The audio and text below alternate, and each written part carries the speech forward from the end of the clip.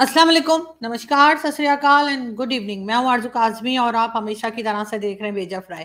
जी हाँ, बेजा फ्राई के साथ हम फिर हाजिर हैं। सबसे पहले आप सबका शुक्रिया जो टाइम निकालते हैं, हमारी वीडियो देखने आते हैं, और उन सबका डबल शुक्रिया जो हमारे चैनल को सब्सक्राइब करते हैं, और उनका डबल से भी ज़्यादा ट्रिपल शुक्रिया जो अभी हमारा चैनल सब्सक्राइब करने जा रहे हैं। जी हाँ, मुझे मालूम है, मैं नहीं भी कहूँगी तो आप लोग सब्सक्राइब कर लेंगे। खैर, हम आगे बढ़ते हैं और सबसे पहले बात फिर हम वही करेंगे भारत की, और भारत में जो G20 समिट हुई है उसकी बात करेंगे। और जबरदस्त किस्म का इवेंट था, सभी लोगों ने बहुत पसंद किया, और उसके बड़े चर्चे हैं, ना सिर्फ ये कि पूरी दुनिया में बल्कि पाकिस्तान में भी बात की जा रही है। और ये देखिए, ये कुछ पिक्चर्स हैं जिसमें कि आपको प्राइम मिनिस्टर मोदी जो हैं वो दूसरी कंट्री के जो हेड ऑफ स्टेट्स हैं उनको मिलते हुए दिखाई देंगे, उनको रिसीव करते हुए दिखेंगे बिल्कुल। और इसी तरह की जो है कई पिक्चर्स जो हैं वो सोशल मीडिया पर आ रही हैं, और बहुत सी ऐसी पिक्चर्स भी हैं जो हमें हमारे दोस्त भेज रहे हैं, जिनका बहुत बहुत शुक्रिया। लेकिन मैं आपको ये बताती चलूं कि जी लास्ट भेजा फ्राई जो मैंने बनाया था उसमें आप लोग सब बड़े नाराज हो गए मुझसे कि जी बहुत से लोग नाराज हो गए, सब तो नहीं लेकिन बहुत से लोग नाराज हो गए कि जी वो जो एक वीडियो चली थी जिसमें बताया जा रहा था कि बारिश का पानी था और उसकी वजह से छबड़ छबड़ छबड़ छबड़ जो है लोग घूमे।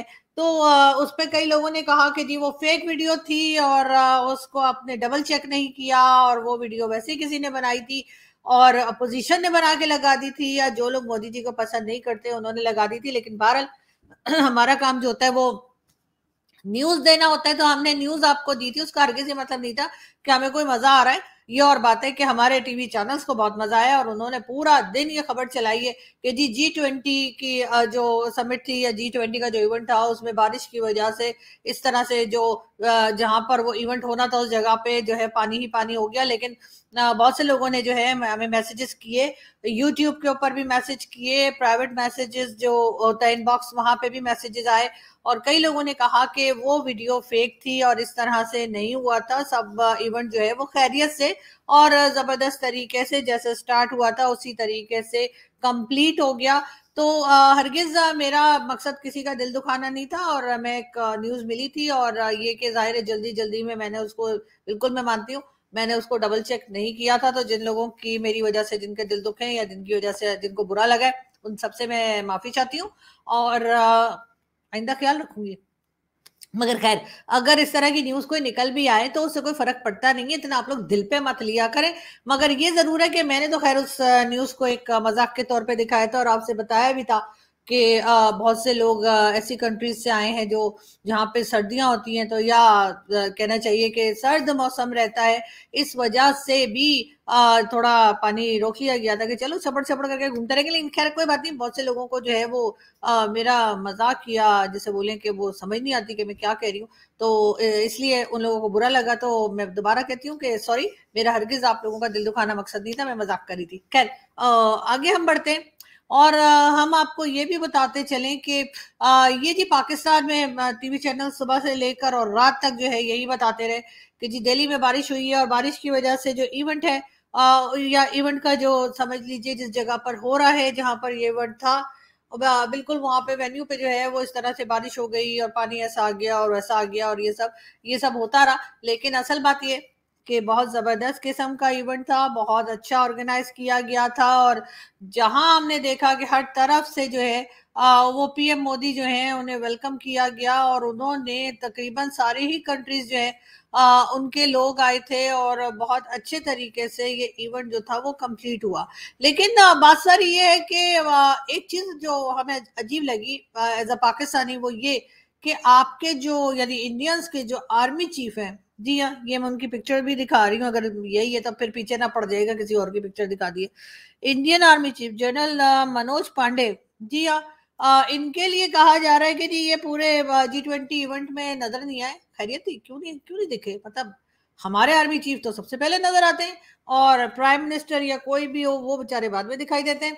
तो बहुत से लोगों का ये भी कहना है कि जी इनकी अजीब ही फौज है, किसी चीज में हिस्सा ही नहीं लेती सिवाय अपने काम के। अब जो आपका काम होता है, नहीं जो फौज का काम होता है वही करती है सिक्योरिटी का, इसके अलावा कुछ नहीं। जबकि हमारी फौज तो आपको पता ही है कि मतलब हमारी फौज तो हर जगह पर होती है, और जहां होना चाहिए वहां अक्सर नहीं भी होती, लेकिन जहां नहीं होना चाहिए वहां तो बिल्कुल होती है। और अब तो उन्होंने जी ये भी कह दिया है कि जी अब हम इकोनॉमी को भी देखेंगे, अब हम लोगों के यहाँ जो है इलेक्ट्रिसिटी का मसला है उसको भी यही हल करेंगे, इलेक्शंस भी यही कराएंगे। और इलेक्शंस के लिए जैसे मैंने आपको बताया कि बिलावल भुट्टो जरदारी बड़े अपसेट हैं कि जी इलेक्शन टाइम पे होने चाहिए, लेकिन जो एस्टेब्लिशमेंट है उसने कहा ना बेटा ना, इलेक्शन तभी होगा जब हम कहेंगे। लेकिन खैर अब ये कब कहते हैं और कब नहीं कहते ये तो खैर आने वाला वक्त ही बताएगा, और जैसे ही वक्त बताएगा हम आपको बता देंगे। हमारा काम ही है कि हम आपको न्यूज देते रहें। बहरहाल हम आगे बढ़ते हैं और हम आपको ये भी बता दें कि जी 2 रोज के अंदर कहा यह जा रहा है कि जो डॉलर का रेट था वो काफी डाउन हुआ है, और जाहिर है इसका क्रेडिट भी हमारे आर्मी चीफ के सर ही जा रहा है, और वही कह रहे हैं कि जी हमने ही किया था सर, पहले ही कर लेते, आपको जरूरी था कि 336 तक पहुंचाने के बाद आप उसके रेट को कंट्रोल करते, पहले ही संभाल लेते। इसके अलावा जी तरक्की को, यानी जो तरक्की पाकिस्तान में हो रही थी उसको नुकसान किसने पहुंचाया, उसको नुकसान में कौन ले गया, ये कहना है जी मरियम नवाज का। यकीनन वो इसका क्रेडिट इमरान खान को देना चाह रही होंगी, लेकिन फिलहाल ये है कि उनके अपने फादर नवाज शरीफ साहब भी पाकिस्तान आते हुए दिखाई नहीं दे रहे। कहा यह जा रहा था कि 15 सितंबर को नवाज शरीफ जो है वो पाकिस्तान वापस आ जाएंगे, और अब वो ये कह रहे हैं कि अक्टूबर में आएंगे। और कुछ लोगों का ये कहना है कि अगर इलेक्शन अनाउंस ना हुए तो हो सकता है वो आए ही ना। तो बहरहाल सबके लीडर जो है वो भागे हुए हैं, शहबाज शरीफ साहब भी बाहर हैं, आसिफ अली जरदारी भी बाहर है, सिर्फ इमरान खान है और वो अंदर है, और वो भी अंदर ऐसे अंदर है कि वो जेल के अंदर है। अदरवाइज इमरान खान भी हो सकता है कि कहीं ना कहीं निकल गए होते। बहरहाल बात हम करेंगे एक बार फिर शहबाज शरीफ साहब की, जो कि हमारे प्राइम मिनिस्टर भी रह चुके हैं। और जी शहबाज शरीफ साहब जो हैं उनका कहना क्या है वो मैं आपको बता दूं कि शहबाज शरीफ साहब सबसे पहले तो जाहिर है वो अपने भाई नवाज शरीफ का ही साथ देते हुए दिखाई दे रहे हैं। और इसके अलावा जो है जी शहबाज शरीफ साहब जो है उनका ये भी कहना है कि जी घड़ी बेचकर खाने वाले के सामने कानून बेबस है। यानी कि इमरान खान के ऊपर वो इल्जाम लगा रहे हैं कि इमरान खान जो है उन्होंने घड़ी बेच के खा ली है, और उनके सामने जी कानून बेबस दिखाई दे रहा है। अब पता नहीं अब इससे शहबाज शरीफ साहब क्या बताना चाहते हैं, इसलिए कि ऑलरेडी इमरान खान साहब जेल में, अब वो जेल में है तो अब और क्या करें जिससे ये साबित हो कि उनके किए की सजा उनको मिल रही है। मरियम नवाज, एक बार फिर मरियम नवाज साहिबा का कहना है नवाज शरीफ की अहम अमरीकी मरियम नवाज की अहम अमरीकी सफारतकारों से मुलाकात। जी हाँ, ये बताया जा रहा है कि मरियम नवाज जो हैं वो इम्पोर्टेंट जो यहाँ पर अमेरिकन एम्बेसडर या उनके साथ जो अमेरिकन एम्बेसी के लोग हैं उनसे मुलाकातें कर रही हैं, और हो सकता है कि जैसा हम हमेशा कहते हैं कि अमेरिका की मर्जी से ही हमारे यहाँ जो है वो प्राइम मिनिस्टर, खैर वो भी सेलेक्ट करते हैं, वैसे तो खैर वो आर्मी चीफ भी सेलेक्ट करते हैं, मगर जितने भी जो एम्बेसडर्स हैं उनसे मुलाकातें कर रही हैं मरियम नवाज, और यकीनन वो अपने लिए कोई फेवर की बात चाह रही होंगी कि उनके जरिए, एम्बेसडर्स के जरिए वो बात जाए आर्मी चीफ के कान तक, और वो कहें अच्छा ठीक है इनको बना देते हैं। तो ऐसा कुछ हमें होता हुआ दिखाई दे रहा है। बहरहाल यहाँ से हम एक वीडियो देखते हैं और उसके बाद आपसे बात करते हैं। अली शाह साहब वो एक दफा बैठे हुए थे तो घोड़ा आ गया, उसके हाथ में दूरबीन थी, वो कभी इस तरह करे और कभी इस तरह करे। जरूरत मेरे अली शाह साहब ने देखा तो आपने अपनी तस्वीर इस तरह उठाई और इस तरह करना शुरू कर दिया। जब उन्होंने तस्वीर उठा के इस तरह किया तो उस घोड़े ने क्या व्हाट आर यू डूइंग, तो आपने फरमाया मैंने अभी अपनी तस्वीर के अंदर देखा है कि आपकी अम्मी जान लंदन के अंदर मर चुकी है, तो तू इथे फिर रहे हैं, तो उन्हें क्या कि तुहानू किस तरह पता चले है। तो आपने फरमाया तुम्हारी दूरबीन 4 से 5 किलोमीटर की चीजों को करीब करके दिखाती है, मेरी तस्वीर घोड़े के अंदर बैठ के सारी दुनिया दिखा देती है।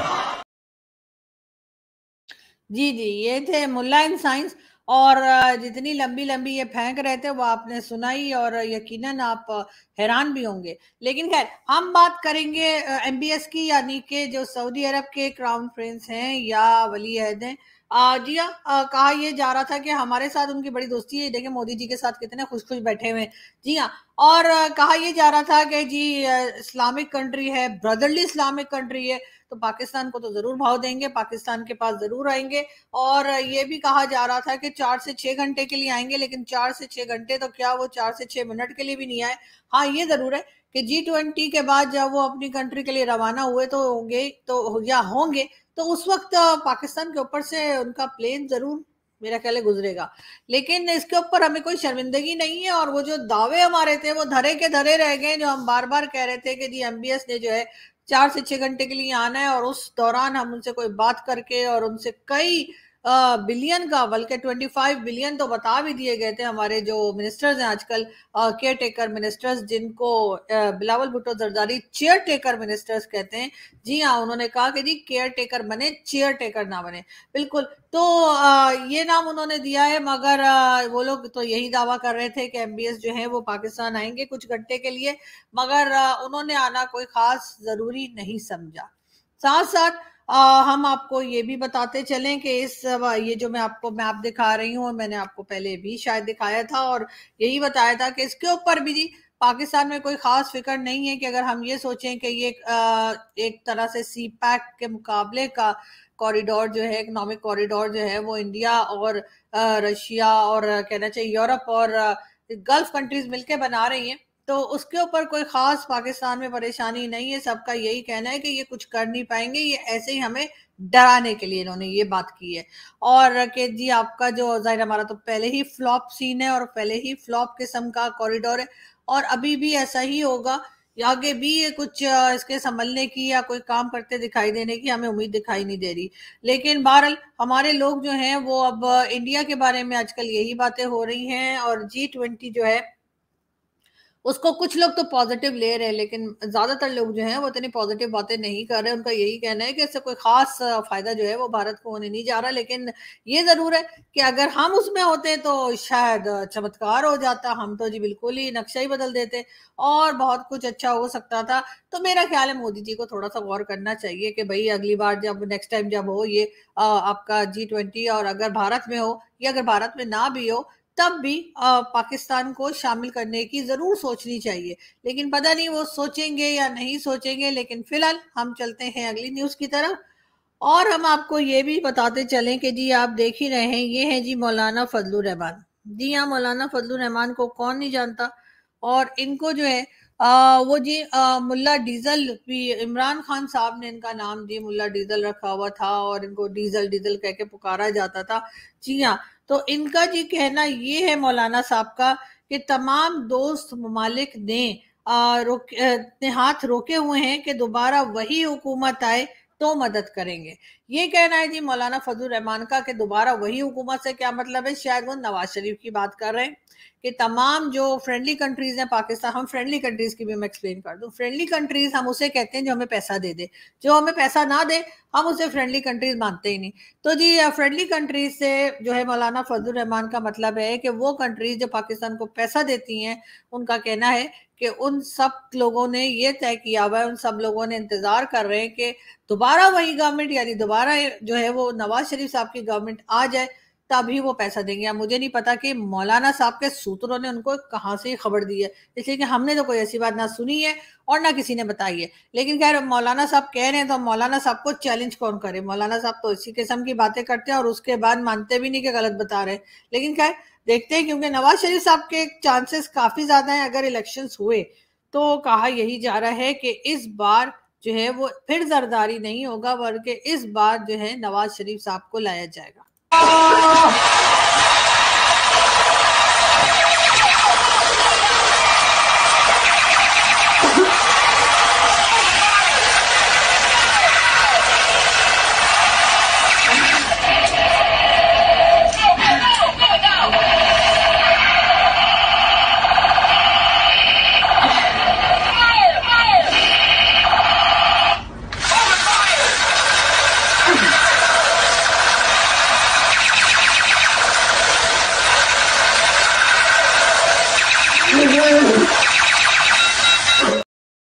जी, तो ये भी कोई मौलवी थे, ये भी कोई मुल्ला इन साइंस थे, जो कि जो बच्चों की मशीन गन, जो बच्चों की टॉय गन होती है, उससे जो है कोई इलाज कर रहे थे खातून का, जो सामने बैठी हुई थी। और बस मुझे ये समझ नहीं आ रही कि ये इंडियन है या ये पाकिस्तानी है, क्योंकि मौलाना साहब का स्टाइल मुझे कुछ समझ नहीं आ रहा कि वो इस साइड के हैं बॉर्डर के या बॉर्डर के उस साइड पे। लेकिन खैर, मौलाना इधर का हो या उधर के हो, उनके हाल एक ही होते हैं, इसलिए ज्यादा टेंशन लेने की जरूरत नहीं। सिर्फ ये बात है कि ये मुल्ला इन साइंस में आप देख सकते हैं कि इनका क्या हाल है और ये किस तरह से ट्रीटमेंट कर रहे हैं। और उससे पहले जो मौलवी मैंने आपको दिखाए थे, वो जो तस्वीर घुमा रहे थे, उनकी भी अपनी ही कहानी थी, उनकी भी अपनी ही स्टोरी थी जो चल रही थी। पूरे 3 दिन हो गए हैं पाकिस्तान के साइंसदान, पाकिस्तान के सेकुलर और पाकिस्तान की लिबरल माफिया इंटरनेट के ऊपर, ट्विटर के ऊपर, फेसबुक के ऊपर, व्हाट्सएप के ऊपर मौलवियों को गालियां निकाल रही है। किस वजह से? जी, इंडिया चांद पे पहुंच गया है और मौलवी इस बाहस में और इस बात में लगे हैं कि एक दूसरे के पीछे नमाज होती है कि नहीं होती, अकल पे कैसे पर्दा है। और मौलवी ने तुझे रोका चांद पे जाने से? वो एक बेहुदा साइंसदान, इंडिया तो चांद पे पहुंच गया, वो सिर्फ पाकिस्तान में कालम लिखता है। इंडिया तो चांद पे पहुंच गया, वो सारा दिन मौलवियों के खिलाफ बकवास करता है। इंडिया तो चांद पे पहुंच गया, वो अपनी यूनिवर्सिटी में सिर्फ नाच गाने और भंगड़े की महफिलें से जाता है।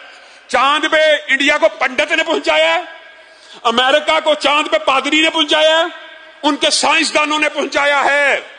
और पाकिस्तान के साइंसदान एक सुई नहीं बना सकते, ऐसे बदबख्त है। एक सुई मौलवी ने रोका, सुई बनाने से मौलवी ने चांद पे जाने से रोका। जी, और ये मौलाना थे, और ये यकीनन डॉक्टर परवेज हूद भाई के ऊपर काफी भड़के हुए थे। और उनका ख्याल है कि डॉक्टर परवेज हूद भाई आर्टिकल्स लिखते हैं या मौलानाओं को कुछ कहते हैं जो कि इन मौलवी साहब को बहुत बुरा लग रहा है। लेकिन बात सारी ये है कि पाकिस्तान में इन मौलवियों की वजह से ही ये हाल है, जो ये मदरसे और क्या कुछ इन्होंने बना के रखे हैं, जिसकी वजह से जो है वो स्टूडेंट्स इस तरफ आते ही नहीं है और इन्हीं की बताई हुई, इन्हीं की बनाई हुई बातें और वही सुनकर आगे जाकर लोगों को परेशान करते रहते हैं। खैर, हम चलते हैं जी न्यूज की तरफ, और मतलब नेक्स्ट न्यूज की तरफ। और हम आपको ये भी बताते चलें कि जी आपको काकड़ साहब नजर आ रहे हैं। जी, ताजरों सरमायाकारों का एतमाद बहाल करके मईशत मजीद मुस्तहकम करेंगे, ये कहना है जी जो care taker prime minister Anwarul हक काकड़ साहब का, कि जी जो ताजिर यानी कि बिजनेस कम्युनिटी जो है उनका कॉन्फिडेंस जो है मजीद स्ट्रॉन्ग करेंगे, उनका कॉन्फिडेंस जो है लेकर,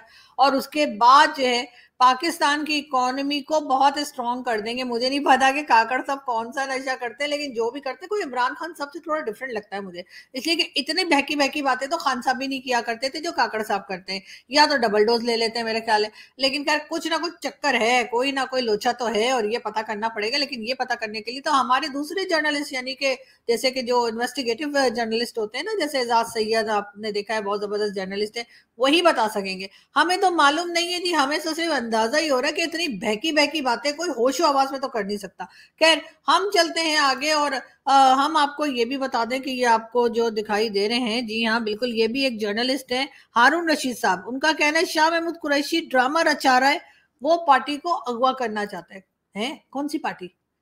पीटीआई की बात कर रहे हैं। अच्छा अच्छा अच्छा, इमरान खान साहब की, पाकिस्तान तहरीक इंसाफ की बात कर रहे हैं हारून रशीद साहब। हारून रशीद साहब भी एक बहुत जो है वेल नोन और जाने पहचाने किस्म के इमरान खान के सपोर्टर्स और यूथी हैं। और उनका कहना ये है कि जी जो शाह महमूद कुरैशी साहब हैं, जो हमारे फॉरेन मिनिस्टर भी पहले रह चुके हैं, जी हाँ, और इसके अलावा उनका कहना है कि जी वो पार्टी को हाईजैक करना चाह रहे हैं, वो पार्टी को अगवा करना चाह रहे हैं, वो इमरान खान की पार्टी पे कब्जा करना चाह रहे हैं। लेकिन हारून रशीद साहब ने ये नहीं बताया कि बता पार्टी में ऐसा क्या है जो वो बेचारे ले जाएंगे। मगर खैर, फिलहाल तो हारून रशीद साहब की बातों को छोड़िए, शाह महमूद कुरैशी साहब खुद मुश्किल में है, इसलिए कि एक एक करके इमरान खान साहब के जो साथी हैं, जो बाहर रह गए थोड़े बहुत, उनको भी अरेस्ट किया जा रहा है। और उन्हीं में से एक हैं जी ये उस्मान डार साहब। जी हाँ, ये हस्ता व नूरानी चेहरा, जी हाँ, इनको भी कराची से अरेस्ट कर लिया गया है। अब इनकी भी चितरौल होगी। और इसी तरीके से जो जो इस वक्त इमरान खान के साथी बाहर रह गए, जो इमरान खान के अभी भी साथ हैं, पाकिस्तान के अंदर ही है, उनको अरेस्ट किया जा रहा है। जो भाग गए सो भाग गए। अब जो भाग गए वो तो बेचारे कोई फ्रांस से और कोई लंदन से और कोई कनाडा से और कोई कहीं से अपनी ट्वीट्स लगा रहा है या फेसबुक पोस्ट लगा रहा है, लेकिन जो लोग यहाँ रह गए हैं और नहीं भाग पाए उनको बहरहाल जो है वो अरेस्ट किया जा रहा है और उनके ऊपर इल्जाम वही है 9 मई का, कि 9 मई में जिस तरह से GHQ पे अटैक हुआ और जिस तरह से उनका मटन, उनकी चेरी, उनका मोर उठा के ले गए, तो उसके ऊपर जो है जी फौज में बड़ा गम गुस्सा है और वो कह रहे हैं यार ये कौन सा तरीका है कि तुम लोग हमारे फ्रिज खोल के खाने पीने की चीजें ले गए, तो इसलिए इन लोगों को हरगिज नहीं छोड़ा जाएगा। लेकिन बहरहाल इमरान खान साहब के लिए सब दुआगो है, सब चाह रहे हैं कि खान साहब बाहर आ जाएं ताकि पता लगे कि आगे क्या हो रहा है और इलेक्शन का क्या, किस तरफ को इलेक्शन की हवा चल रही है।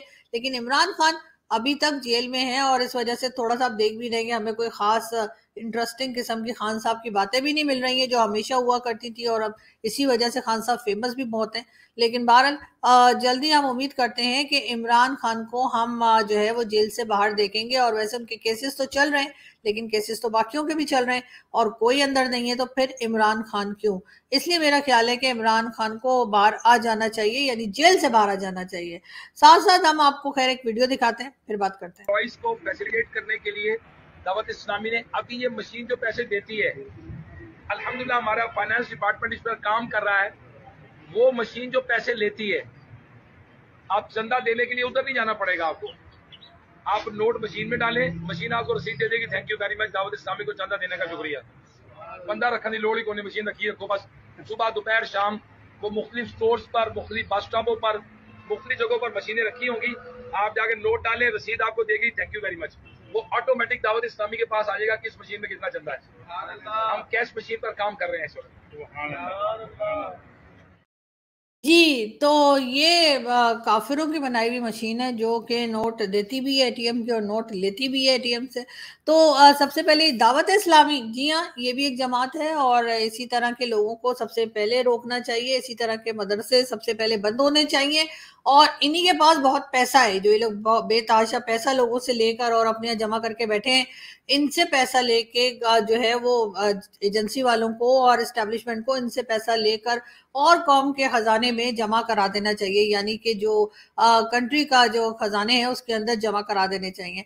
साथ साथ ये भी कहा जा रहा है कि जी गवर्नमेंट जो है वो जो लोगों के लॉकर्स हैं, बैंक में जो लॉकर्स हैं लोगों के, उनको भी स्कैन किया जाएगा और अगर किसी ने उसके अंदर डॉलर रखे होंगे या डॉलर छुपाए होंगे या कोई लोग जो डॉलर जमा करते हैं, अगर इस तरह के किसी के लॉकर के अंदर से डॉलर निकले तो उनको भी अरेस्ट किया जाएगा। उनके लॉकर्स, बैंक लॉकर्स जो है वो भी तोड़ दिए जाएंगे, यानी कि बैंक के अंदर जो लॉकर्स हैं वहां भी आप लोगों का सामान जो है वो हिफाजत से नहीं है। और अगर किसी ने वहां अपने डॉलर शॉलर रखे तो फिर तो जी बस समझे गए। खैर हम इस परेशानी से बिल्कुल आजाद हैं, क्योंकि हमारे पास डॉलर तो क्या, हमारे पास तो रुपए तक नहीं है, तो हमने डॉलर क्या खाकर रखने।